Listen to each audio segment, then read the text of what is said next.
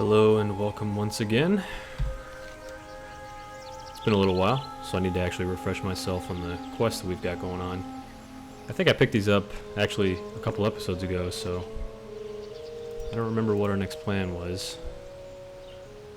Let's see. We need to kill some Harpies, some Wind Fury Harpies, and collect their talons, and we need to break some dwarven tools. That's right. So, get to fight some more invaders to our native lands. We already took care of the Palemane gnolls, right? Or no, Palemane trogs. Yeah, they were trogs. So now we're gonna go take care of some Harpies and some Dwarves. Everybody wants to come live in Mulgore, it seems. Oh man. Doesn't the lighting look so nice? The lighting was not this good back in vanilla either.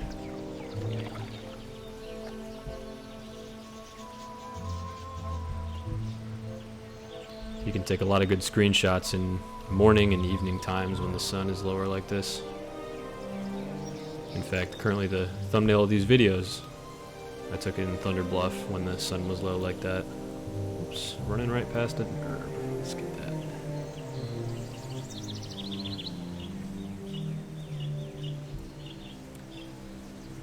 It is certainly not still bright out where I live right now.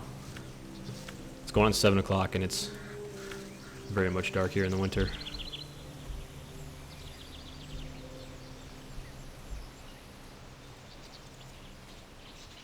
I don't think the sun times change at all throughout the year in the game. I mean, if it did, it would certainly be darker than this. I'm pretty sure it's the same all the time. I guess they can't bias themselves to one particular region of the country or anything like that. Or of the world, I should say. Although, this is a Eastern time, East Coast United States server, so I suppose this one is for one specific region. So here we are coming up to the Dwarven lands. Actually, before we run up here, let me make sure I'm not going in the wrong place for the Harpies. Yeah, so there are some to the southeast, which is not the direction we went. I think they are down here, or down here. But you can also get them, I think, just north of us here, if I remember correctly. You can always spot Harpy areas by, oops, got a cougar here. You can always spot where they are because they have little nests up in the trees. Actually, I should say big nests up in the trees. So you always know where they're at. But I can't see them now anyways.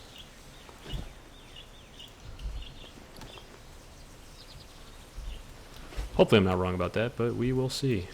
Oops, missed another peace bloom. Let's go get that real fast. And there's another one on our way up the hill.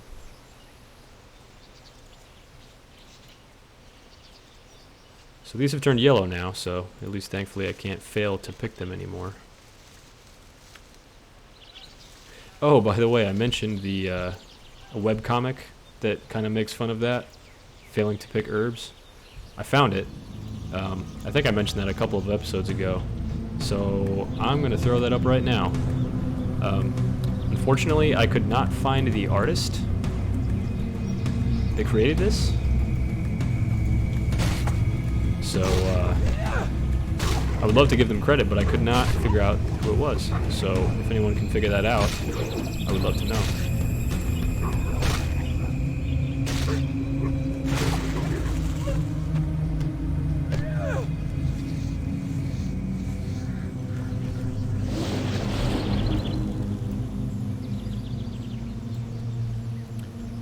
So what we need to do here to get the tools is just kill the dwarves any of them that are around here, and some of them will drop tools. And then, like what the quest told us a couple episodes ago, you may not remember, we need to break the tools at a forge. There's not a forge in Bloodhoof Village, but there is one in Thunderbluff. Okay, so there's one prospector's pick. We need 5 of those. There is one in Thunderbluff, like I said, and then there's also one up here in their little camp. So, depending on whether or not we get them quickly enough, I may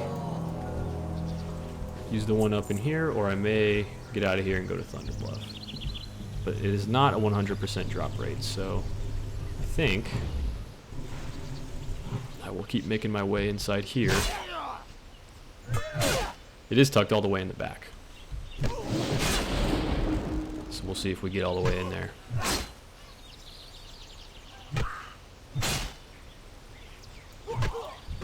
Shouldn't be too much of a problem. I think it does drop equally from these diggers and from the appraisers, who are actually kind of like a priest class. They actually have a heal. I didn't mention it, but I actually interrupted the heal on the appraiser that I killed with Earth Shock. So finally we're actually getting some use out of the interrupt ability on that.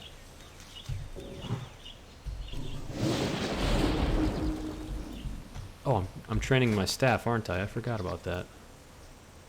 Yeah, we'll train it up a little bit more, I think, and then we'll switch back over, because the staff's really not that great, but...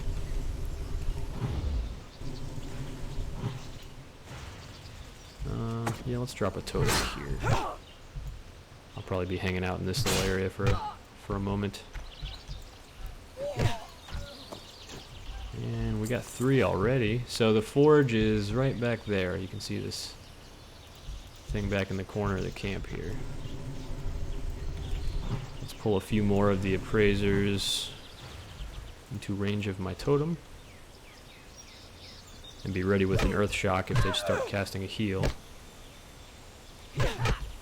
These have not been. That's been nice. Let's put another totem down. Pull one more. And then we should be able to get to it. And we only need one more, so maybe we'll get lucky and get it right here.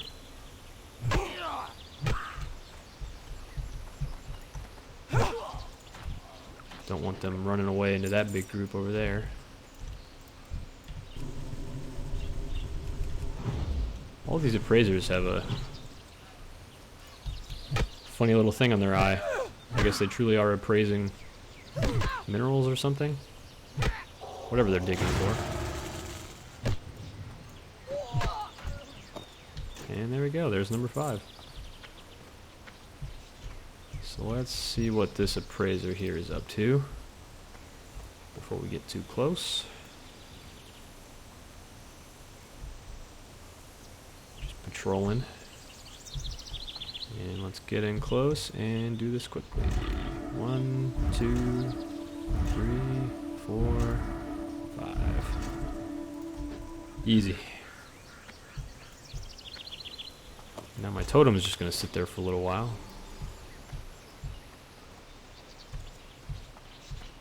But that's not a problem.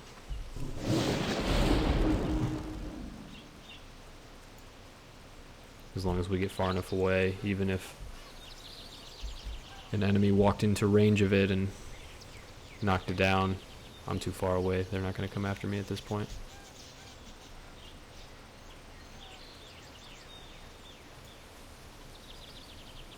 So that was quicker than I thought. One down. Let's go get some Harpies. I'm hoping my memory is correct in that they are right up in this area. Okay, good.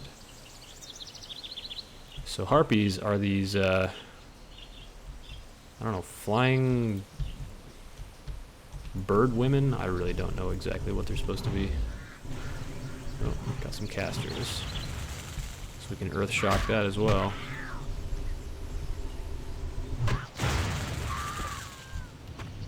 Might not be worth it to worry about it, we'll see.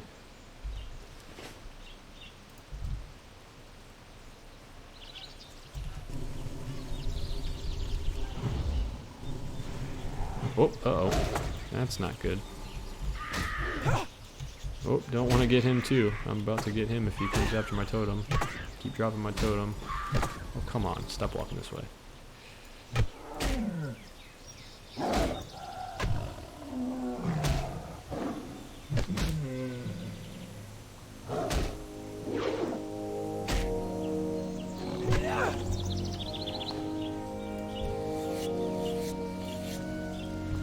I'll probably just take care of him just to not deal with that. It's a really bad place for there to be a wolf walking around. Alright, come on.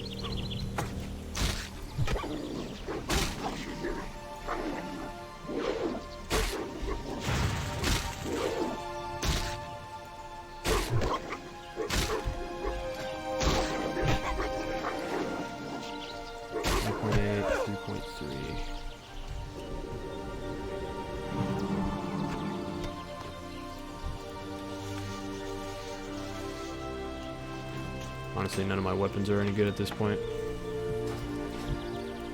so it doesn't really matter. Guess let's clear out from the outside in.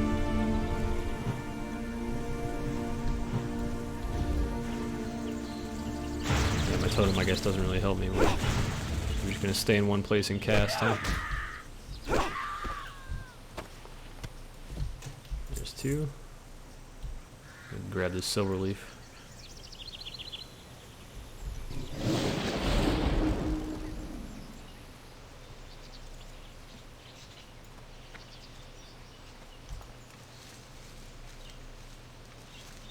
I don't feel like running over there for that peace bloom.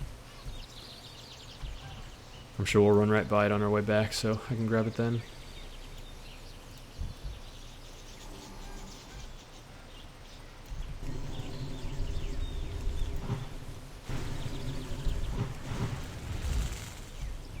So it seems the blue ones are the casters and the white ones are not.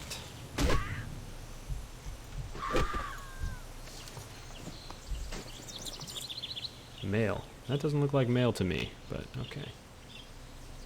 2.9 mace. Oh, that's better than what I'm using.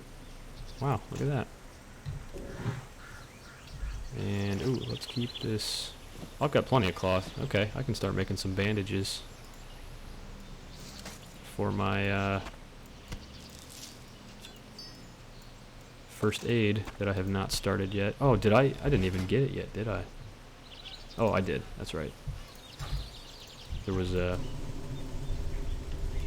trainer there in the inn, I think, right? And I think I noted how I didn't even know that person was there. What do we got up here? Earthroot. We'll make our way over here then.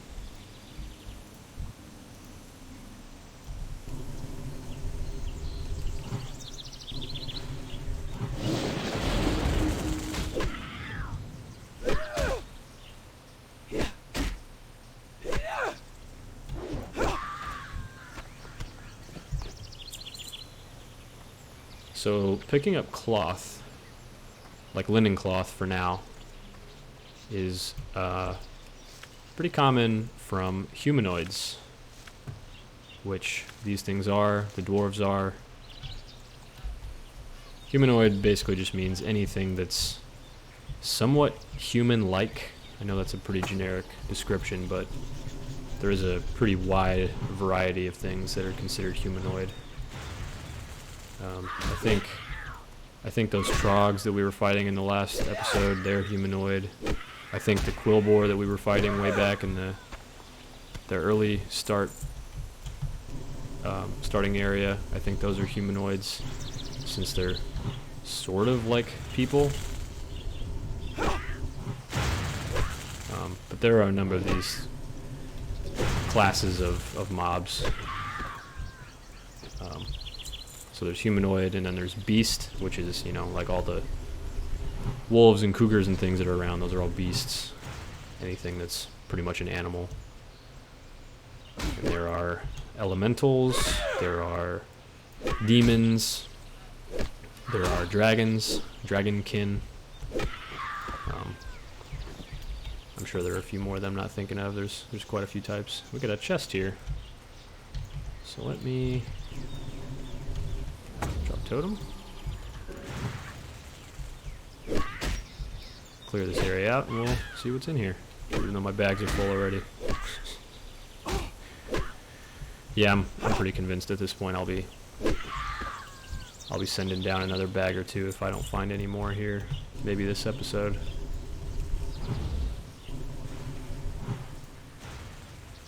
It's no fun to be out of bag space all the time.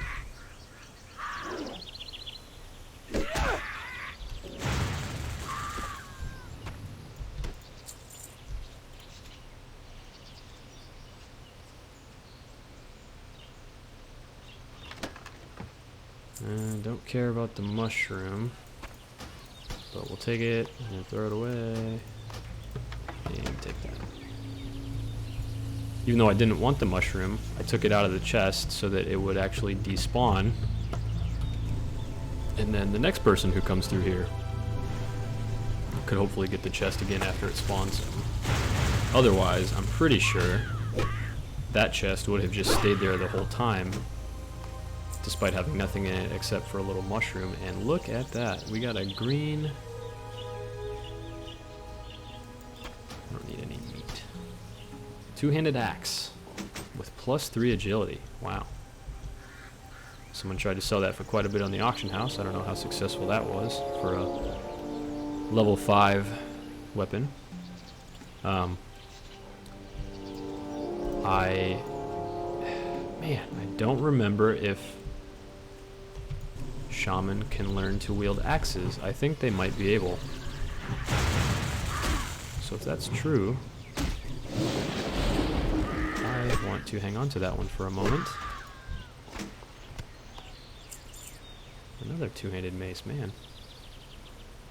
I'm getting a lot of good stuff here. Let's start throwing away something that's not worth much. Leather scraps. That's worth a silver. Oh, what? Level 60 running around. What is he doing? Farming herbs, maybe? Must be. So these stack, so they're not that bad. Cracked bills stack. I guess that one's... Well, this is the mace I was just using, wasn't it?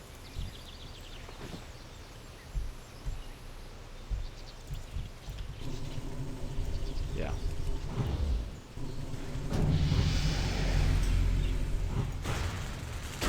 Parks and Rec Guild.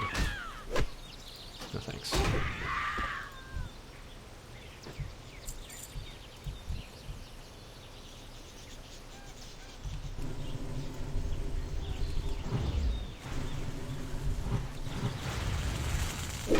Oh, Cougar's back. He's gonna get me again, probably.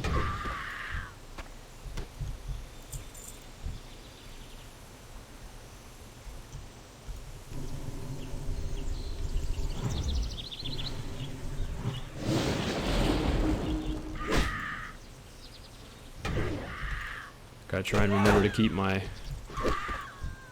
lightning shield up as often as I can.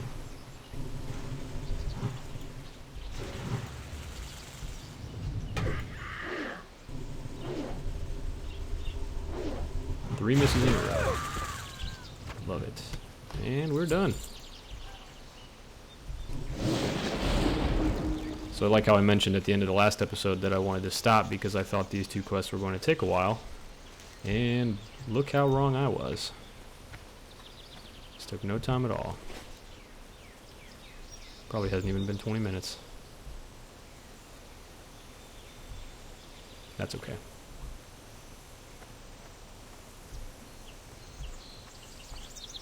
I don't have a specific narrow time that I want an episode to be.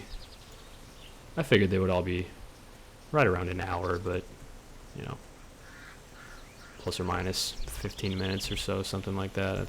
That's really fine. I'm not too worried about it. Can I get out in time? Oof. Turned away. Thank you.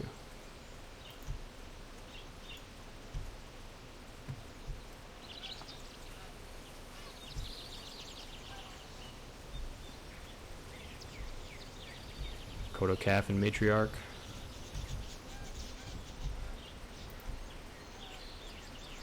Thankfully the Kodos are yellow, meaning they will not fight you unless you fight them first, because that one was level 11, for example. I think there might be a couple even higher level than that, and they usually travel in packs. So there was 2 there, but it won't be uncommon for you to see a pack of, 5 of them, maybe. So if you ever accidentally hit one, they are all coming to get you, and you are dead.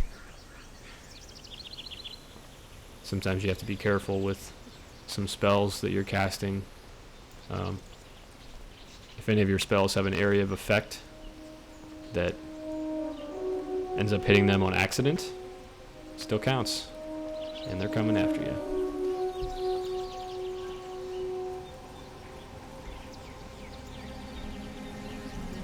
One spell in particular that I always had a lot of trouble with back in vanilla. I think I mentioned that my first character ever was a Tauren warrior.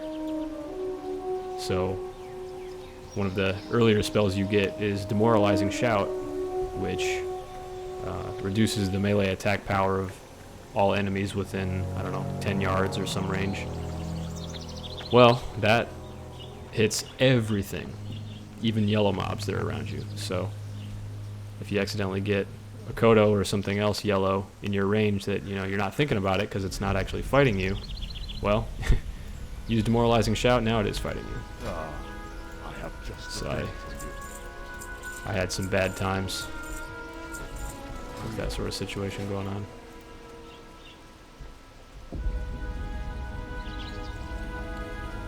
I think you can't learn axes in Thunderbluff regardless, even if Shaman can learn axes. So I think I'll have to go all the way to Orgrimmar to learn axes, if that's the case. I think I'll probably look it up after this episode just so I know. I don't want to hang on to this thing forever if I can't use it. But if I can, I might hang on to it, because that would be fantastic to use right now. Alright, Bane. How you doing? Do you have the broken tools? The dwarves' digging will enrage the Kodos of Mulgore. This defilement must be stopped. Thank you. This will calm the beasts of Mulgore. And spirits willing, it will teach the dwarves that hollowing the land is not the path to knowledge. Wow, much better legs. Let's take those. Oh, not wearing a skirt anymore. Got some little shorts on. I guess it's warm season. Not here in real life, but it looks pretty warm here. That's another thing that would be pretty cool if they could have seasons, but that was definitely beyond what they were capable of doing at the time. The Wind Furies are deadly foes. Their strength in battle is only rivaled by their desire for fresh meat. You've done well. You seem well prepared to travel onward. Let the wind always be at your back. Go in peace. Looking for something special?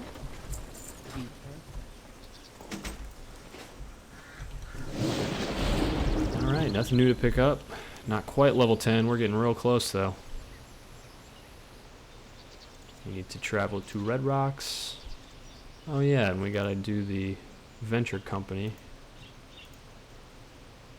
Let's not do that yet. Let's get started with Wild Mane Totem. Let's go get some Prairie Alphas. So this is the continuation of the water well quests. We have cleansed 2, and I believe there's only 1 more, so this should be the last one. It's actually way up north, even north of Thunderbluff. We haven't even been quite that high up yet. But the alphas for us to kill, they are up there on the north end, but they are also over here to the east, which is not mentioned. Yeah, he just mentions north. We can also go east. So let's do that, just because Thunderbluff is very far away, so I think this is a shorter run. Plus, we haven't really been that far this way yet. Maybe we'll see that other Harpy area that we could have come to.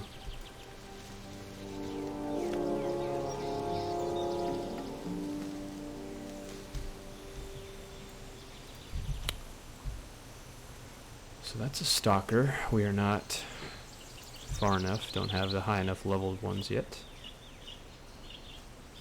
I think the alphas are levels 9 and 10, approximately.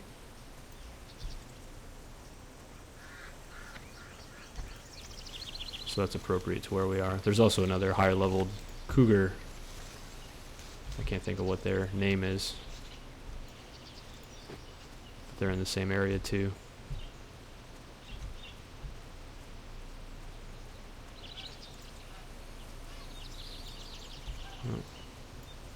We'll have to fight this one.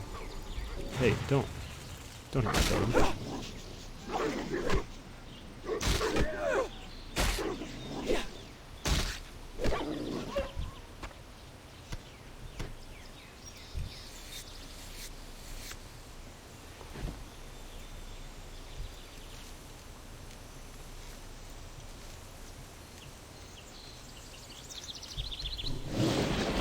Oh, here we go. I guess I didn't point it out when we were over there.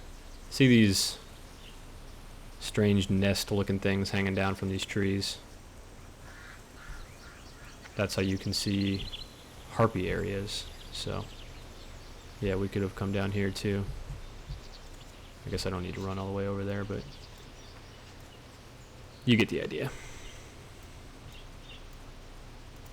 Ah, Prairie Wolf Alpha. Here's what we are looking for.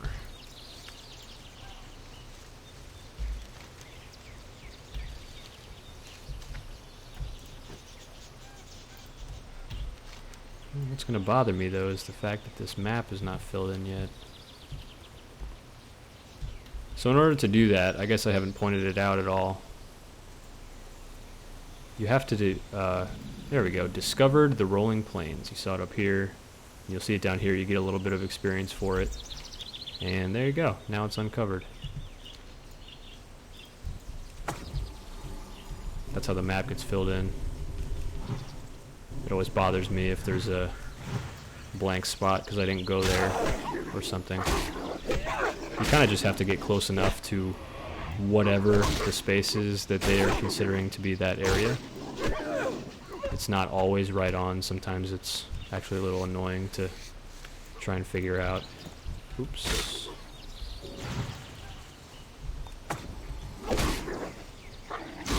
It's annoying to try and figure out exactly what spot is the perfect one.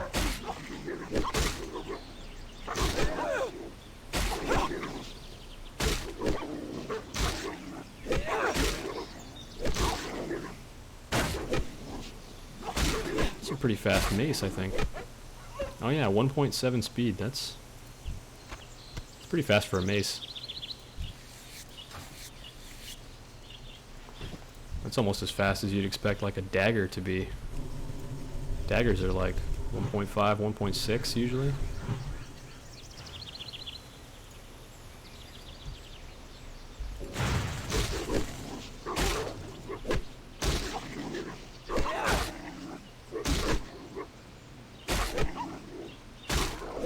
It is always funny at low levels when you pick up a gray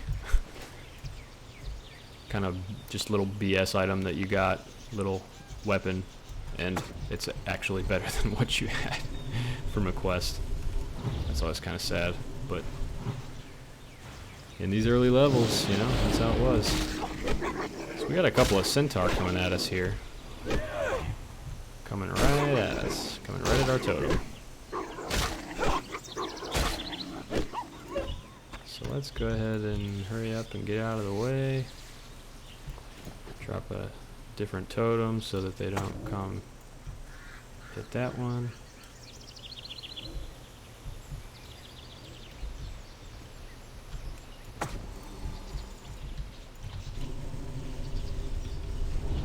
Don't accidentally hit these kodos or they will destroy me. Level 11, 8, and 12. Yeah, so.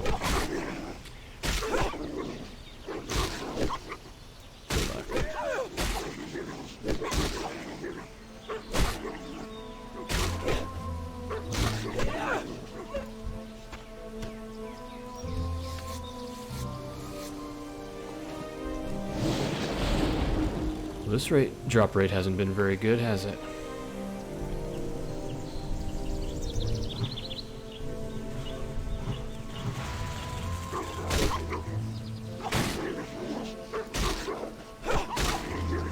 I'll bet you I'll hit level 10 before we even finish the quest.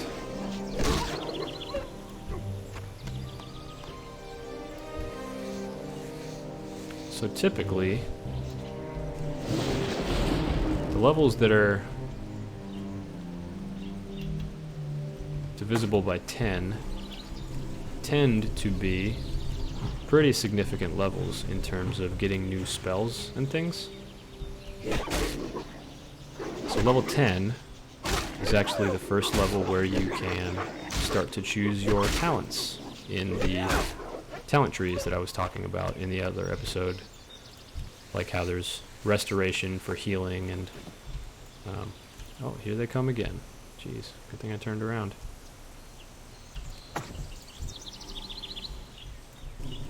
So, I will very soon be able to start picking my talents. Which is exciting. Uh-oh. Everybody wants to fight my totem.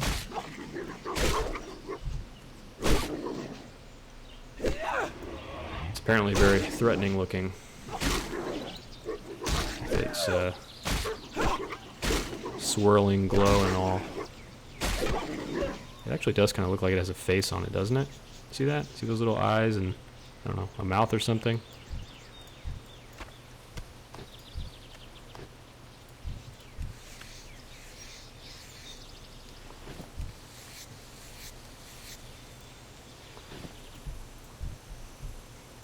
Oh hey, there's another chest over there.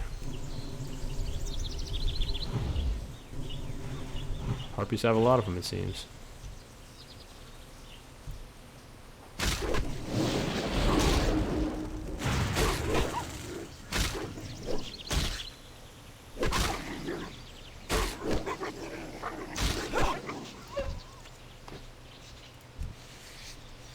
Halfway done.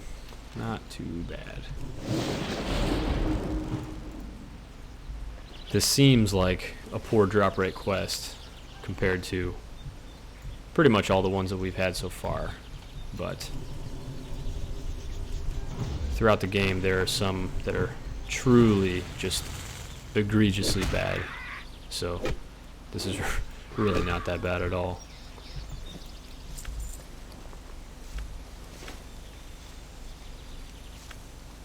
There's some quests that you actually only need one item, but the drop rate is so low that it can take you, not even kidding, hours of grinding the mobs you're looking for just for that one item.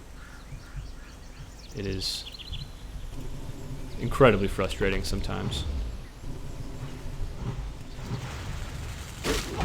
Those are the sorts of quests that most people probably just skip altogether because they don't want to deal with it.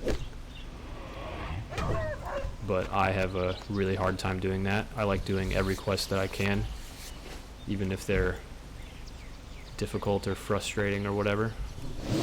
So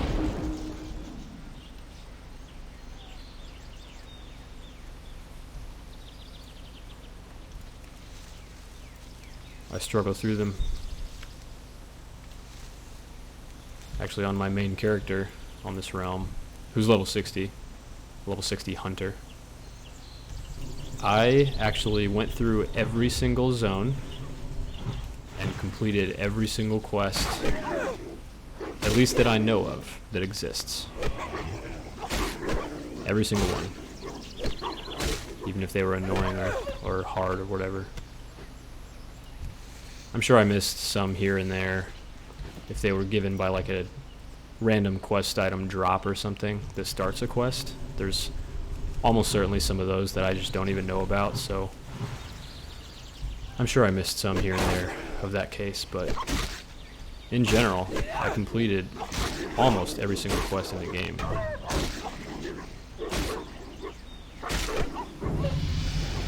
Level 10. You can see we've got a new little icon down here. I hadn't pointed out that it was missing, but here it is with this. I don't know if that's like supposed to be a target or something. And you can see it's flashing, so it's it's trying to draw attention to itself. But man, back in the day, it's like you didn't know to look for that.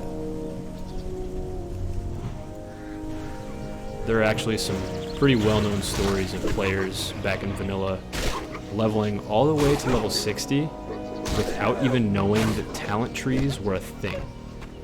So they never even applied any talents the whole time, all the way to level 60.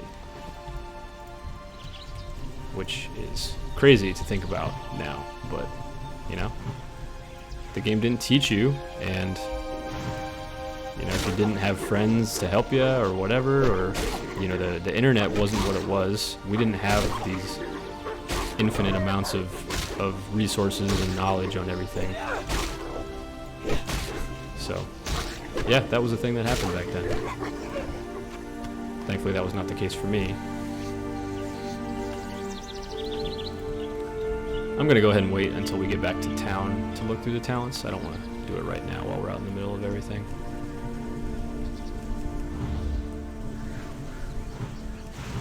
We're getting there. We're just about done.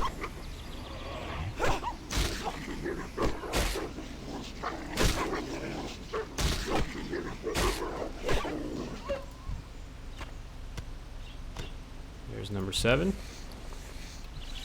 Ooh, I forgot to look at that. Look at that. It's a better belt than what we have. Also picked up a gun. Cannot use guns as a shaman. Shaman in their, well, what would be the ranged slot is actually called a relic. As far as I know, that's not something we're going to get until we're basically level 60, close to it. I did not play a shaman all the way to level 60 back in vanilla, so I don't actually know that, but I'm pretty sure we're not going to have one for a very, very long time.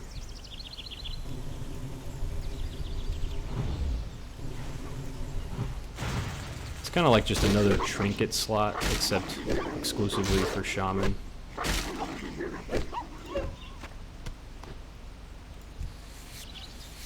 Shaman druids and is it paladins, I'm assuming.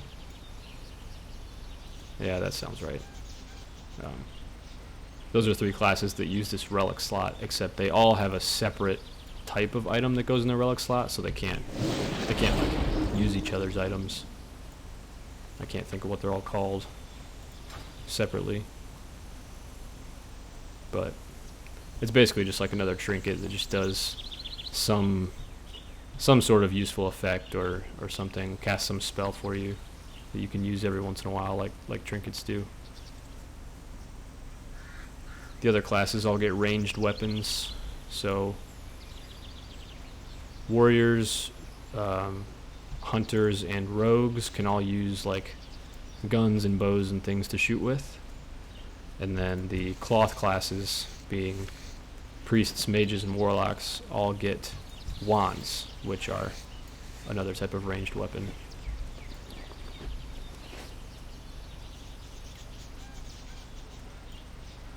And we as a shaman don't get anything for a very long time.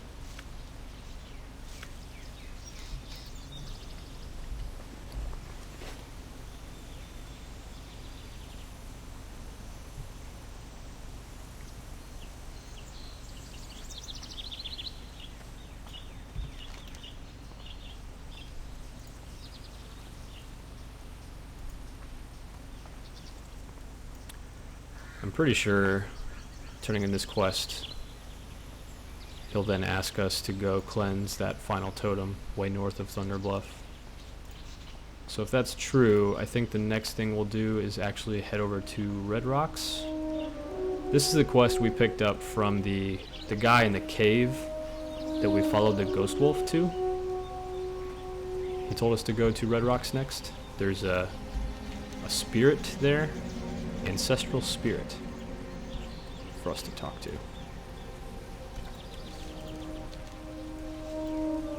So Red Rocks is some sort of burial ground, I think, for the Tauren.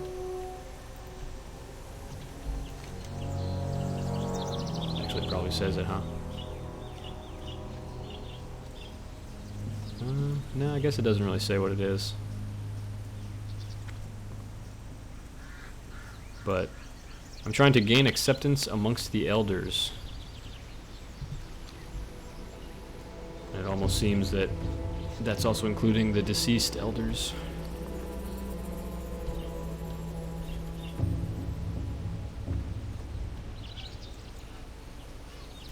Peace, friend. Do you have the teeth I asked for? Very good. I can feel the sacrifice of the land in this offering, and my spirit swells with sadness and pride. The cleansing of the Winterhoof and Thunderhorn wells is spoken among the spirits. The Wildmane totem is made, and your last task lies ahead. The Wildmane water well lies north of Thunderbluff. Perform the ritual.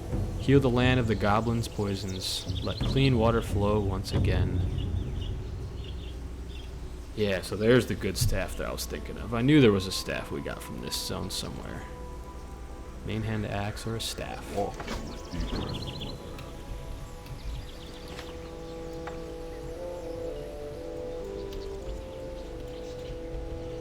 And let's vendor some things.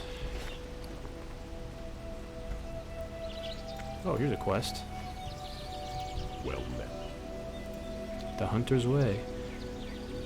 You're eager to explore, I can tell. I too had the lust to wander once. Wander and hunt, for hunting is a Tauren's greatest honor. If you truly wish to follow the ways of the Hunter, then Melor Stonehoof can show you the path. He is in Thunderbluff on the Hunter's Rise. And to show him your skill and resolve, bring him the claws of the Flatland Prowlers of Mulgore. They are tough and cunning, fitting prey for a young shaman on the Hunter's path. Ancestors want Yeah, so those were the cougar-type mobs near the alphas that we were just killing. for So, something special. bummer we didn't have that quest yet. We could have knocked them all out at the same time, but not a big deal. Oh, first aid trainer. You know what? Let's go ahead and... Oops, I got it over there already. Start making a bunch of bandages.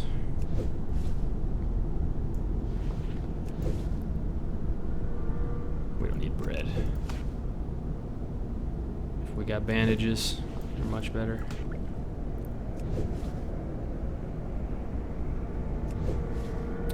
Oh, so I guess I could explain how this crafting thing works. So, here shows my level. I started at level 1. I hadn't done anything yet.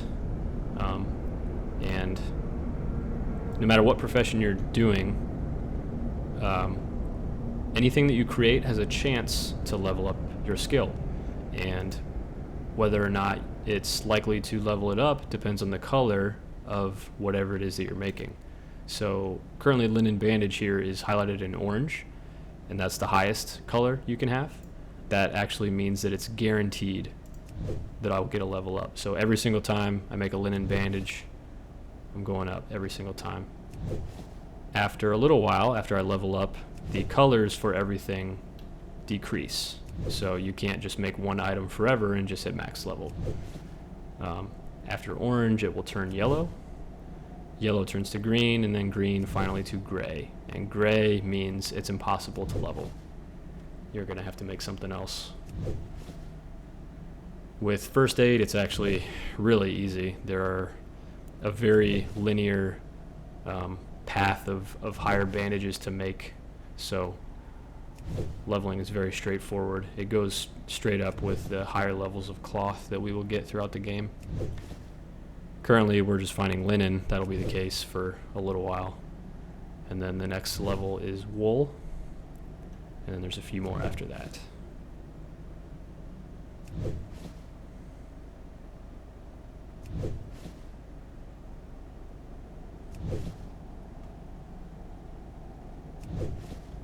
Okay, so now you can see it turned yellow at level 30.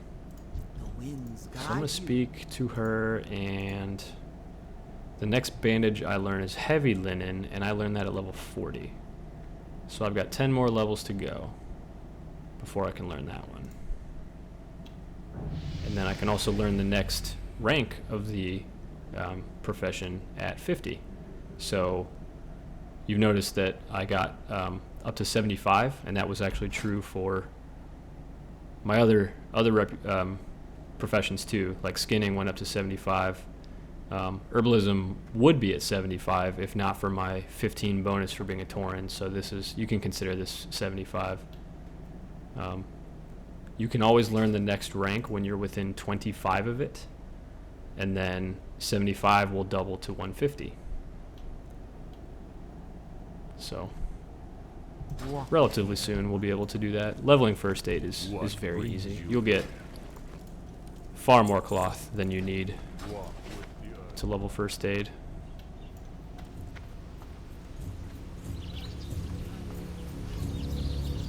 So bandages heal much faster than eating food does. So this heals 66 damage over 6 seconds. The food we had, I think, healed, I don't know, approximately that much in much, much longer of a time. So bandages are kind of a quick, if you're potentially going to be in trouble soon, use a bandage instead. What brings you here? So we've got a new shaman quest for my fire totem. Call of Fire. Long has it been since you were last tested? You've shown patience thus far in your studies, but the time has come for you to learn more. The time has come for you to learn about destruction and chaos. The element of fire is yours for the understanding, if you're prepared to pay for it. Seek out Cranel Fiss in the Barrens. He lives in a small dwelling north of the crossroads. But be mindful, if you've reached the Night Elf lands, you've gone too far. So we are not headed to the Barrens until we finish this zone. We're not going to go out of our way to go do this one yet. So we'll just keep that one in our pocket for now. But since we're here at the trainer, we can learn our spells. So here, let me open the talent trees. So like I had briefly mentioned, we have the elemental tree, the enhancement tree, and the restoration tree. I mentioned that this is kind of the healing tree. If you notice, this spell increases your healing wave. This one reduces the mana of healing spells. This whole tree is kind of geared towards healing. Elemental is towards using like lightning bolt and shock spells, like it says there. And enhancement is kind of more like melee damage focused.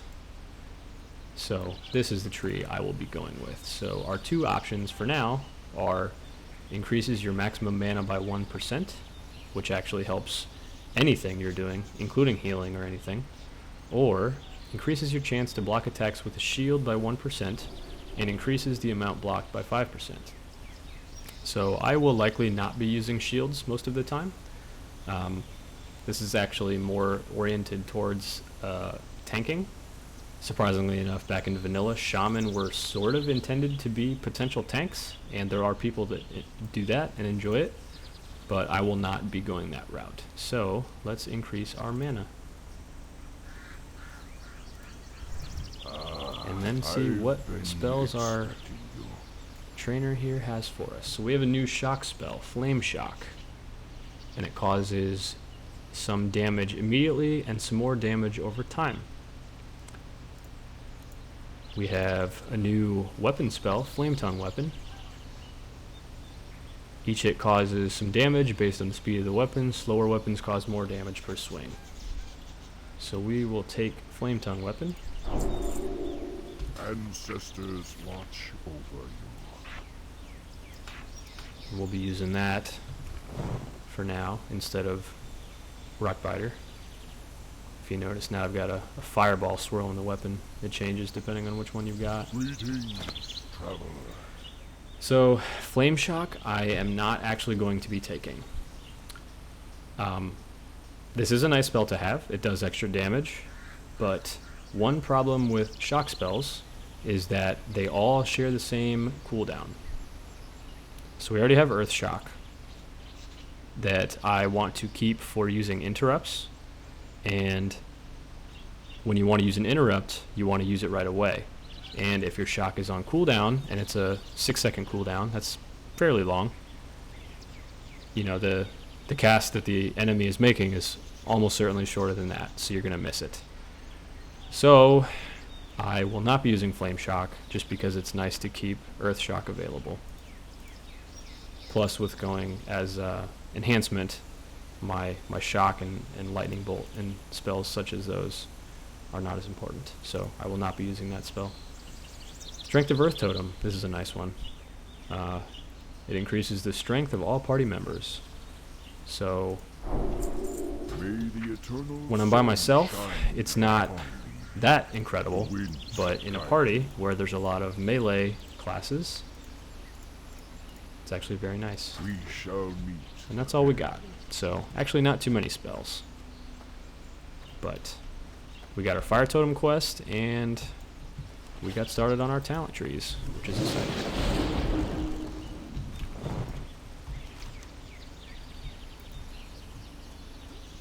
I think let's run to Thunder Bluff from here. Everything we need to do is north of here, so we can go ahead and stop in Thunder Bluff. Sun is going down just barely over the mountains back there. Now the tree's blocking it.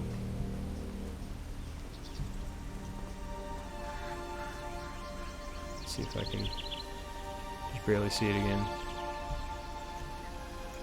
Yeah, you can just barely see it right there.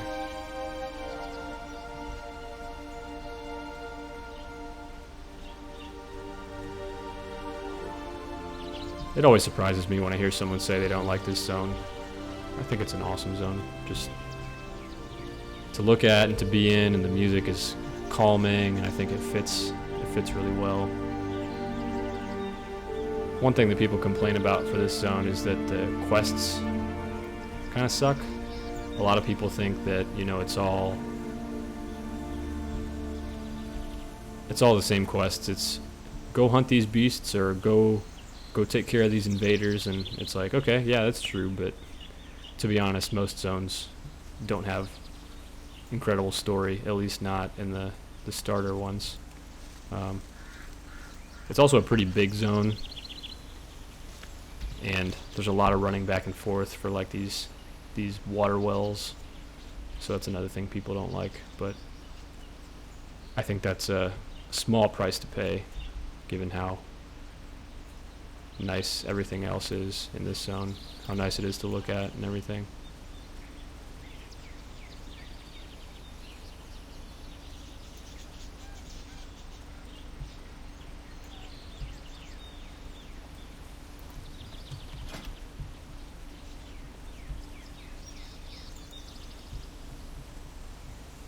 While I'm in town, I also want to remember to get the next rank of my skinning profession. If this got all the way up to 75 out of 75, I would no longer gain levels, no matter how many things I skin. And so we want to make sure to get the next rank so that we can continue leveling it up.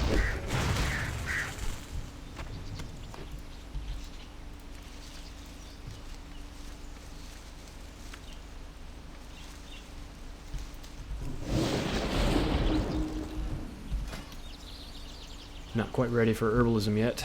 Still working on that one. Oops. Wrong button.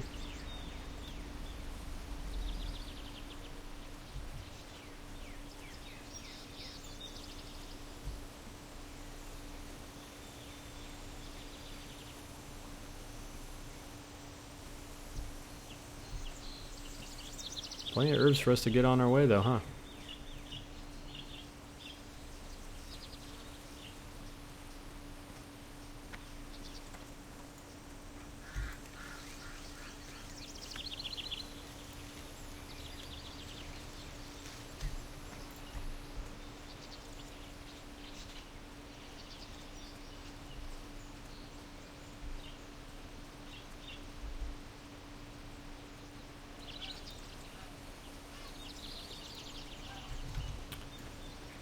So, I really don't want to believe that these dead things are the same ones that we were seeing last time. Clearly, there's far fewer of them, but it's so strange. I'm really not sure what that's about.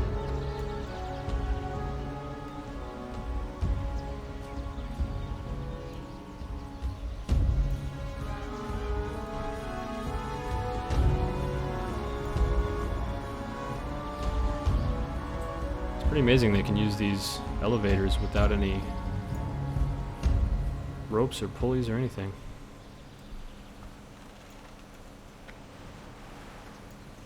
I'm assuming there was supposed to be some sort of pulley system up over these horns on these totems here, but they couldn't figure out a way to get them to look like they were working well or something, so they just took them out. What brings you here?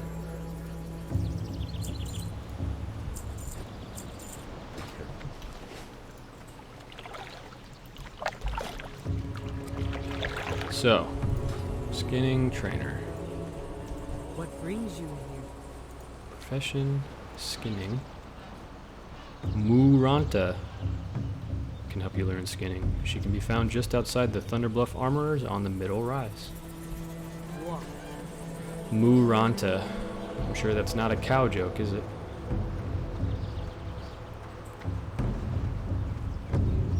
I'm willing to estimate that approximately 80% of all Tauren players you'll ever see are somehow making a cow joke with their name. Skinning trainer. Hello, Muranta. Well met. Journeyman skinning. 5 silver. Oof. We shall. It's expensive. I think. Oh. What is this? Hail. Oh, gathering leather.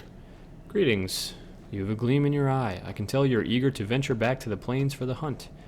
May you bring honor to your clan. I work with the skins of beasts, fashioning them into clothes and armor for the people of Thunderbluff. If you hunt beasts and bring me their skins, then I will fashion something for you. Goodbye. Well, look at that. How easy is that? 12, I got 20. Hello, have you been hunting? Do you have skins? Ah, these are very nice pieces. They'll make fine leather goods. Here, take this in trade. So we choose a belt or gloves. This belt is not as good as what we have, and these are better. So yeah, let's take the gloves. Well, that was easy, huh? Hail. Sell the old ones. Ancestors watch. Alright. And we got our training. So yeah, now we've got all the way up to 150. So we're not going to have to trade that one again for a while.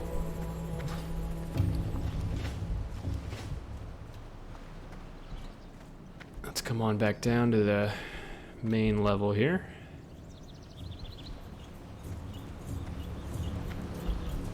Here's the forge in Thunderbluff we could have used for those dwarven tools, but they conveniently put one right where the quest items were, so we want to use that one.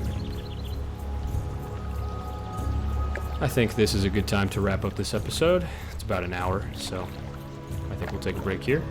Thank you again for joining me, and I'll see you next time.